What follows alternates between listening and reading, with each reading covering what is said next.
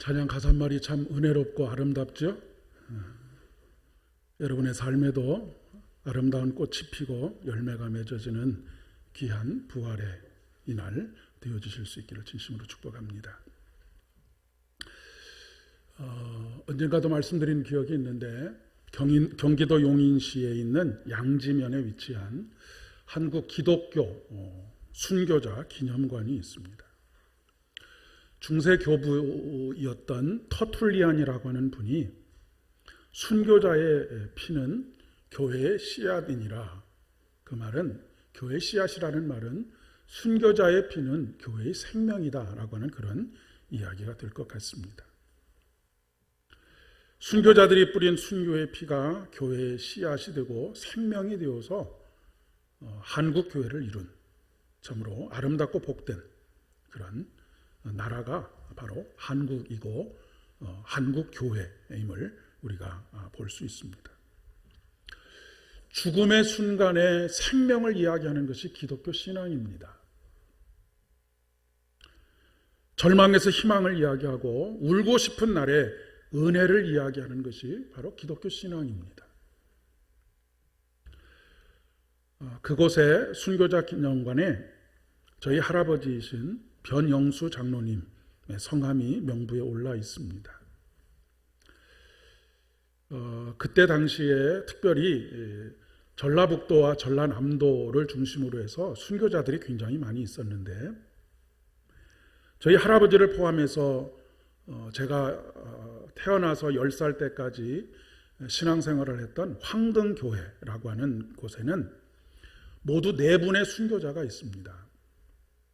교회 역사가 100년에 조금 못 미치는 그런 교회인데 근데 참 그렇게 하라고 해도 어려울 것 같은데 4분의 순교자가 모두 한 분은 4대 담임 목사님이셨던 이재규 목사님이라고 하시는 분이고 또 한 분은 그 교회를 설립하신 개원식 장로님의 아들인 개일승 박사님은 그 장로회 신학대학의 초대 학장을 지내셨던 분인데 그분이 그 미국으로 신학 공부를 하기 위해서 유학을 떠나 있는 상황 속에서 사모님은 시부모님을 모시고 그곳에 살고 계셨는데 그 사모님께서 그 6.25 때 순교를 하신 그런 분이 한 분 계시고 또 장로님으로서는 저희 할아버지가 그리고 또 한 분은 집사님이신데 백계순 집사님이라고 하시는 분이 순교를 당하셨습니다. 저희 할머니께서 살아계시는 동안에 가끔 할아버지에 대한 이야기를 해주셨던 적이 있습니다. 그때의 심정이 어떠하셨는지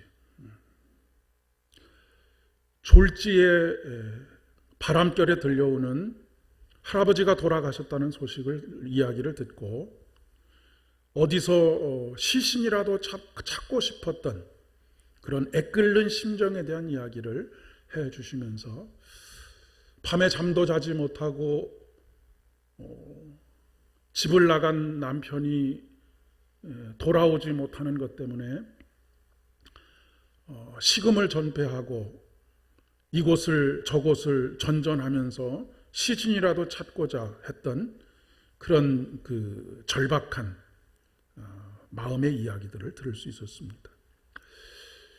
할머니의 그 고통을 한마디의 말로 다 이렇게 느낄 수 있었던 것이 너무나 마음의 고통이 심해서 손으로 허벅지를 쥐어 뜯었는데 피가 송글송글 맺혀 있을 정도로 그렇게 마음이 아프고 고통스러웠다라고 하는 이야기를 하셨습니다.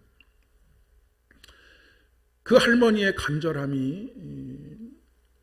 간절함에 하나님께서 응답하시고 은혜를 베풀어 주셨는지 잠깐 잠이 들어있는 상황 속에서 할아버지께서 꿈에 나타나셔서 내가 어디에 있으니 나를 찾아오라고 그렇게 말씀하셨다고 합니다. 그래서 그 다름에 달려가서 할아버지의 시신을 수습하고 그렇게 장례를 지냈다라고 하는 이야기를 들으면서 숨이 멎을 듯 하셨을 할머니의 심정을 느낄 수가 있었습니다. 오늘 무덤을 찾은 마리아의 심정이 그렇지 않았을까 싶습니다. 사실 이 당시에 십자가형을 받게 되면 목숨이 끊어졌다고 해서 십자가에서 끌어내릴 수 있는 것이 아닙니다. 십자가에 못 박아 죽게 되면 짐승들이 새들이 와서 그 시신을 다 쪼아서 먹을 때까지 사람들의 조롱을 받고 사람들에게 너희는 저런 죄를 짓지 말라고 그렇게 몇 날 며칠을 십자가에 달아놓는 것이 그때의 뭐랄까요, 제도였었는데, 그 당시에 로마 정부도 감히 무시할 수 없는 한 사람이 있었습니다. 그 사람이 바로 아리마대 요셉이라고 하는 사람입니다. 이 사람은 공의회 회원, 그러니까 지금으로 얘기하면 국회의원 정도가 되는 사람이고, 주변에 있는 모든 사람들에게 존경받는 사람이고, 여러 가지로 이렇게 뭐랄까요, 영향력을 행사할 수 있는 존경받는 원로 중에 한 사람이었습니다. 이 아리마다 요셉이 예수님의 시신을 십자가에서 내려서 내가 가족을 위해서 쓰려고 만들어 놓은 그런 그 묘, 주로 동굴이 되겠습니다. 동굴에 장사를 지낼 테니까 군병들이 와서 지키는 것을 전제로 해서 장사를 지낼 수 있도록 해주시오라고 그렇게 이야기를 했던 모양입니다. 그래서 예수님의 시신을 아리마대 요셉의 그 무덤에 모시게 되었는데, 예수님께서 돌아가신 시간이 오후 3시입니다. 그런데 6월절이 이제 안식일이 시작이 되는 것이 6시부터 시작이 되기 때문에 그 3시간이라고 하는 짧은 시간에 무엇인가를 할 수 있는 그런 상황이 전혀 되지를 못했던 것이죠. 이제 안식일이 시작하면 아무것도 할 수 없는 그런 상황이 되기 때문에 급하게 시신을 수습해서 씻기지도 못하고 그리고 기름을 바르지도 못한 채 예수님을 그곳에 모시게 되었던 것입니다. 이를 눈여겨보고 있었던 마리아가 안식일이 지난 후 첫날, 그러니까 이제 안식일에는 아무것도 할 수 없는 그런 상황에서 벗어나서 이제 새롭게 시작된 첫날, 예수님을 정성껏 닦아드리고 싶어서, 그리고 기름이라도 발라드리고 싶어서 새벽에 무덤을 찾게 되었던 것이죠. 그런데 무덤에 가까이 가보니 돌문이 열려져 있었습니다. 참 얼마나 마음이 기가 막혔을까 싶은 생각이 듭니다. 얼마나 마음이 황망했을까라고 하는 생각도 듭니다.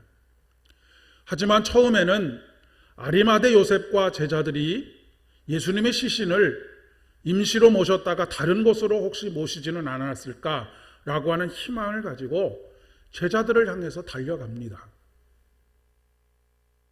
그러나 오히려 마리아가 전하는 그 이야기를 듣고 더욱 당황해하는 제자들을 보면서 마리아는 마음이 덜컥 내려앉는 절망스러운 마음을 가지게 됩니다.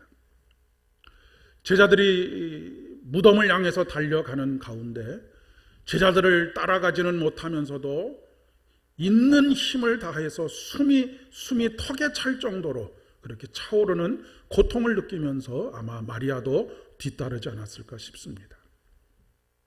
그러나 역시 그곳에 가서 확인할 수 있었던 것은 텅 빈 무덤뿐이었습니다. 머리가 하얘지고 마음속에는 공허와 후회만이 밀려옵니다. 아마 마리아는 그렇게 상상하지 않았을까 싶습니다.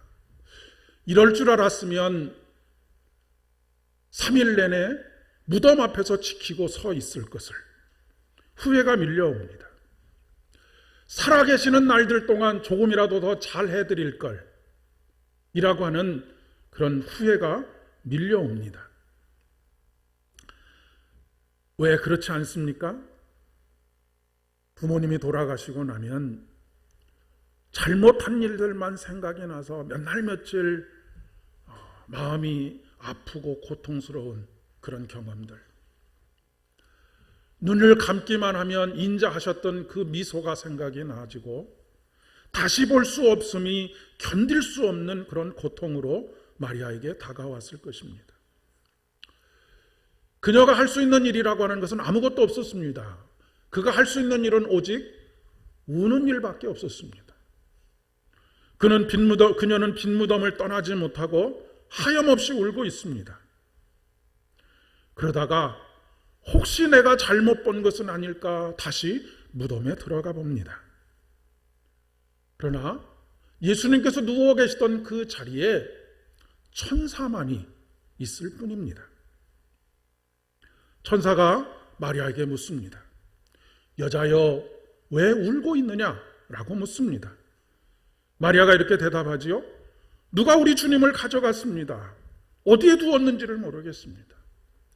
아마 이렇게 대답하는 마리아의 말은 말이 되어서 이어지지 않았을 것 같습니다. 울음에 섞여서 그 말이 무슨 말을 하고 있는지를 알 수 없는 통곡이 뒷받침이 되는 그런 대답이 아니었을까 싶습니다. 이렇게 말하고 그녀는 뒤로 돌아섭니다. 그때 그녀 앞에는 예수님께서 서 계셨지만 알아보지를 못했습니다. 아마도 영광 중에 변모하신 예수님이셨기에 알아보지 못했을 수도 있겠습니다. 마치 엠마오로 가는 두 제자가 길을 걸어가는 동안 내내 예수님을 알아보지 못했던 것하고 같은 것이었지 않을까 싶습니다. 그보다 더 설득력 있는 그 이유는 예수님께서 살아계실 것이다 라고 하는 것을 상상조차 할 수 없었기 때문이 아니었을까 싶은 생각이 듭니다. 그런 일은 세상에서 일어날 수 없는 일이기 때문에 그렇습니다. 세상에서 죽은 사람이 다시 살아나는 일은 일어날 수가 없는 일입니다. 그래서 사람들은 부활에 대해서 의심합니다. 증명해 보라고도 하고요. 증명해 보이기만 하면 내가 믿겠노라고 이야기를 합니다. 그래서 수많은 학자들이 아니면 여러 사람들이 이런 것으로 저런 것으로 예수님의 부활을 합리화해 보려고 애를 많이 썼습니다. 가연설을 주장해 보기도 하고 예수님의 시신이 도둑을 맞았다라고 하는 이야기를 해보기도 하고 온갖 추측들이 난무했습니다. 지금도 그것에 대해서 의심을 품고 있는 사람들이 있으니 그 당시에는 유언비어가 오죽했겠습니까? 근데 여러분, 예수님의 부활을 과학적으로 증명하는 것은 불가능합니다. 과학으로 증명할 수 있는 일들은 어떤 일들을 증명할 수 있느냐 하면 이 세상에서 반복적으로 나타나는 일들을 과학이 증명할 수 있습니다. 그런데 세상에서는 예수님 이전에도 그렇고 예수님 이후에도 그렇고 단 한 사람도 죽었다가 살아난 사람이 없습니다. 오직 단 한 번 하나님께서 시간의 역사 속으로 들어오셔서 유일회적으로 행하신 놀라운 일이시기 때문에 그 일을 과학적으로 증명한다라고 하는 것은 불가능한 일입니다. 그러나 여러분, 과학적으로 증명할 수 없다고 해서 세상에서 모든 일들이 일어나지 않는 것은 아닙니다.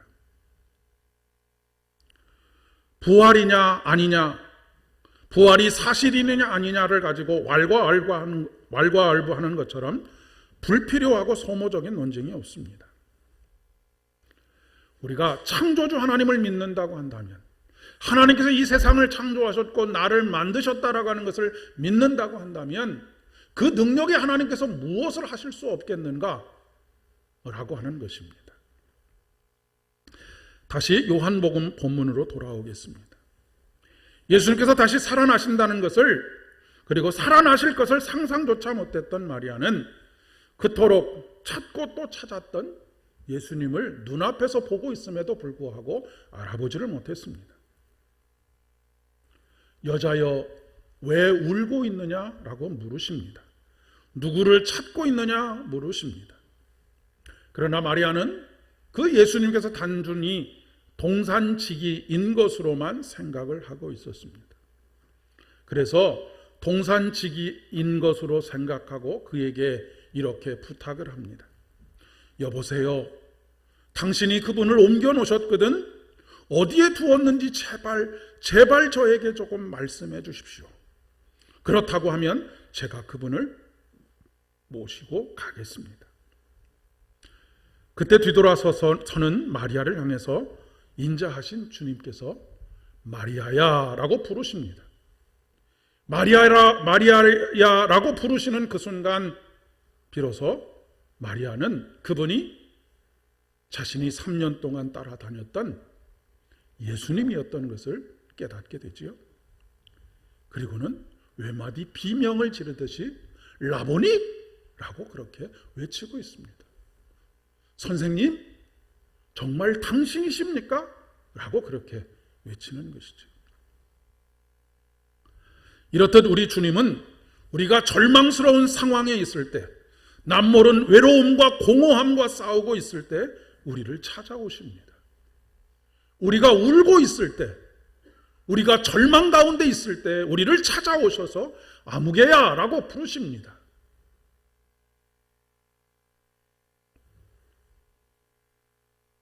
양들은 주인의 음성을 알아듣는다고 하지 않습니까?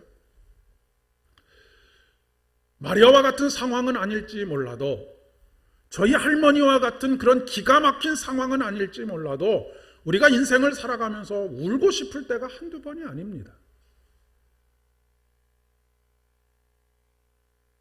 어떤 때는 통곡이라도 하고 싶을 때가 있습니다.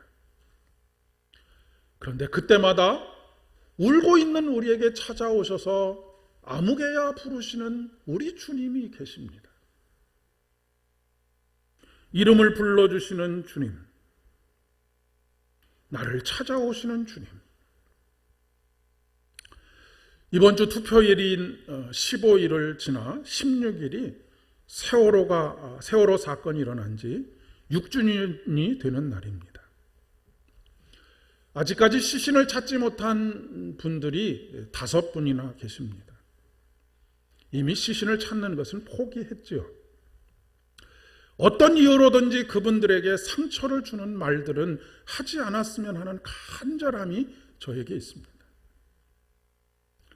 그분들 중에는 자식에 대한 그리움, 가족에 대한 그리움 때문에 스스로 목숨을 끊으신 분도 있습니다. 그렇게 자식을 잃어보지 않은 사람, 가족을 잃어보지 않은 사람들은 함부로 이야기하면 안 됩니다. 아마도 그분들 대부분은 저희 할머니가 그러셨던 것처럼 손으로 허벅지를 쥐어 뜯지 않았을까 싶습니다.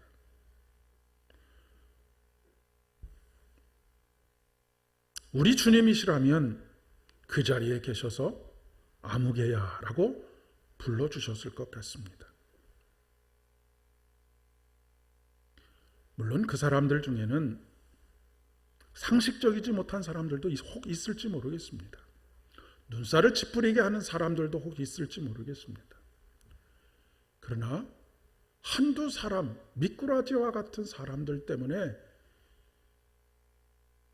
허벅지를 쥐어뜯어서 핏방울이 맺힐 것 같은 그런 심정에 있는 그분들을 함부로 이야기하지 않았으면 좋겠습니다. 예수님께서 마리아에게 금방 나타나지 않으시고 마리아가 울고 싶을 때까지 울도록 내버려 두고 계시는 것을 보게 됩니다. 제가 목회를 하면서 깨달은 것 중에 한 가지가 누군가가 돌아가셨을 때나 어려운 일을 당했을 때 쉽게 힘내야지, 툴툴 털고 일어나야지라고 하는 말이 얼마나 공허한 이야기인지를 목회를 하면 할수록 깨닫게 됩니다. 충분히 슬퍼할 수 있을 만큼 슬퍼할 수 있도록 이제는 그만하라고 하지 않고 스스로가 거기에서 일어날 수 있도록 되어지는 그 상황까지 지켜봐 주는 것, 그리고 이름을 불러주는 것, 그런 것들이 오늘 우리에게 필요하다라고 하는 것입니다. 어떤 이유로든지 어떤 논리로든지 허물어진 인생을 더욱 절망으로, 슬픔으로, 통곡으로 밀어넣는 것은 합리화될 수가 없습니다. 여러분, 어떤 이념도 신앙을 앞설 수 없습니다. 그것은 예수의 마음을 품는 것이 아니기 때문입니다. 심지어 예수님께서는 우리가 사랑받을 만해서 사랑해 주신 것이 아닙니다. 은혜를 베풀어 주신 것이 우리가 은혜를 받을 만한 자격이 있어서 은혜를 베풀어 주신 것이 아닙니다. 하물며 슬픔과 고통을 당한 이들에게 저주에 가까운 막말을 함으로 인해서 상처가 깊어지도록 하는 것은 절대로 옳은 일이 아닙니다. 그리스도인들에게 있어서 특별히 말을 조심해야 합니다. 예수님께서 말씀으로 세상을 창조하신 것처럼 우리 그리스도인들의 말에는 능력이 있기 때문에 그렇습니다. 어떤 능력이 있느냐면 살리는 능력도 있고 죽이는 능력도 있습니다. 예레미야는 눈물의 선지자라고 할 만큼 울고 싶고 통곡하고 싶을 때가 많았던 사람입니다. 오죽하면 선지자들 중에 유일하게 애가를 가지고 있는 선지자입니다.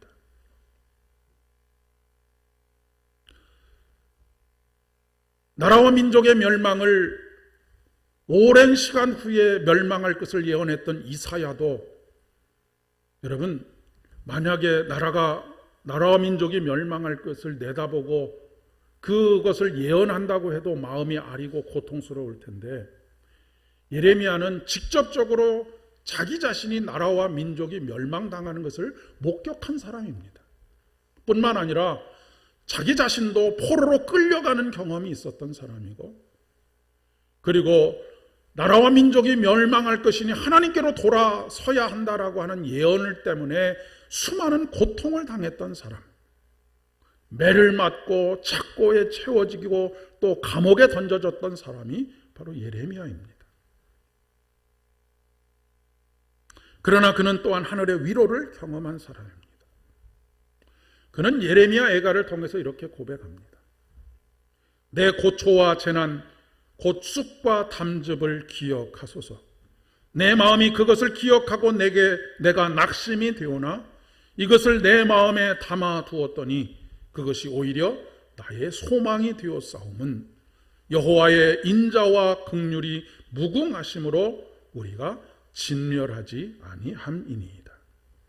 이것이 아침마다 새로우니 주의 성실하심이 크시도소이다 라고 그렇게 노래하고 있습니다.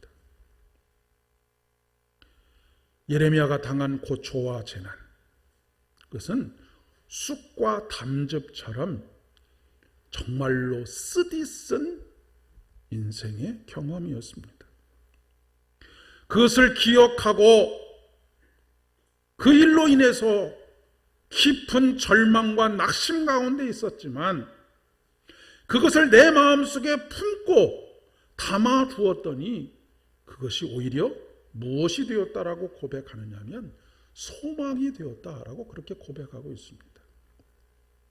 그것이 소망이 되게 된 이유가 무엇이냐면 여호와의 인자하심과 긍휼하심이 무궁하시고 주님의 성실하심이 매일 아침마다 새롭게 나를 깨우고 나를 살게 하시는 귀한 은혜가 있기 때문이다 라고 그렇게 노래하고 있는 것입니다. 그래서 그는 다시 이렇게 노래합니다. 내 심령에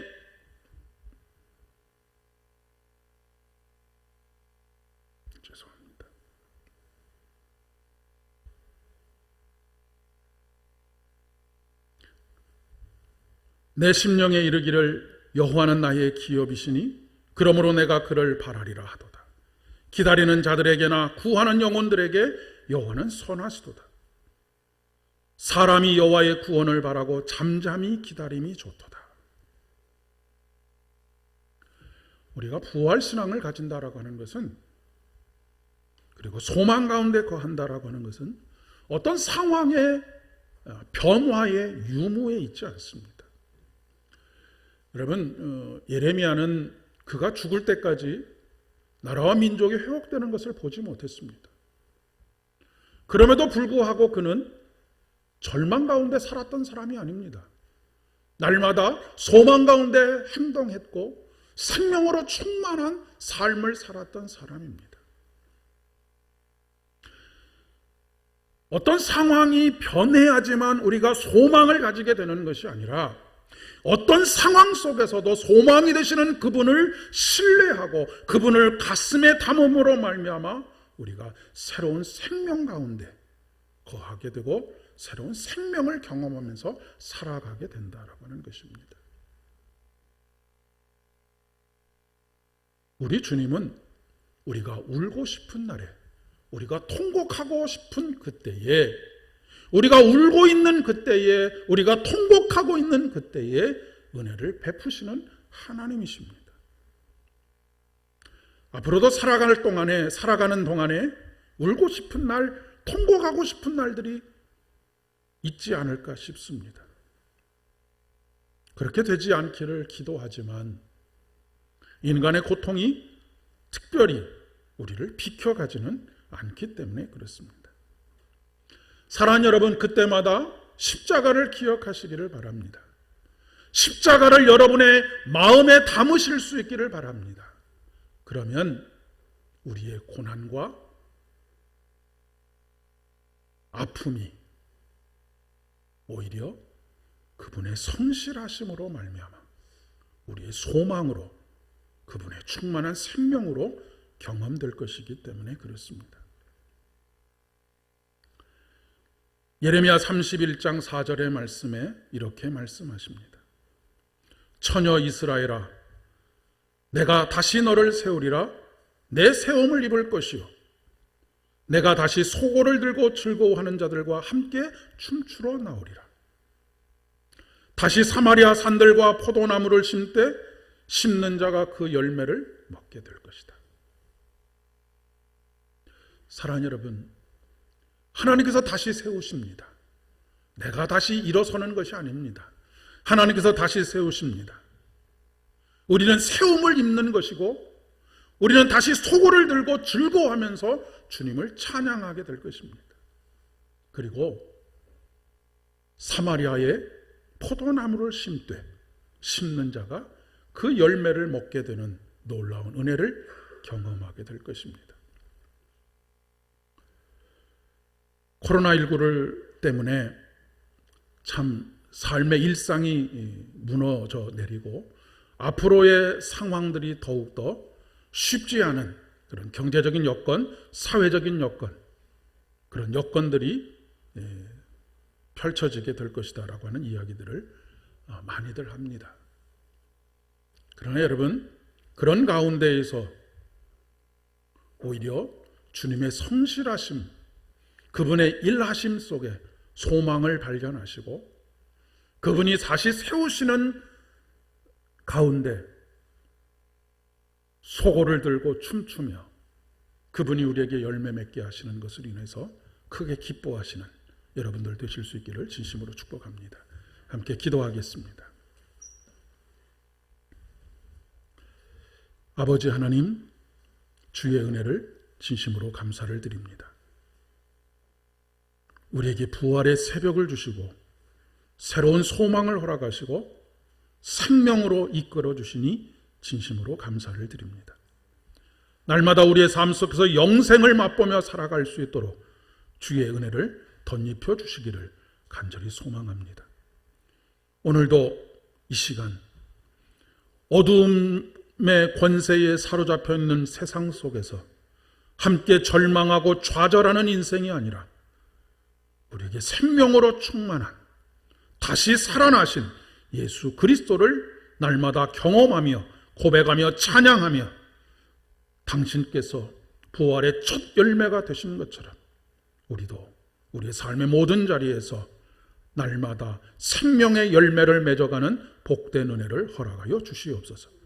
모든 말씀 예수님의 이름으로 간절히 기도드립니다. 아멘.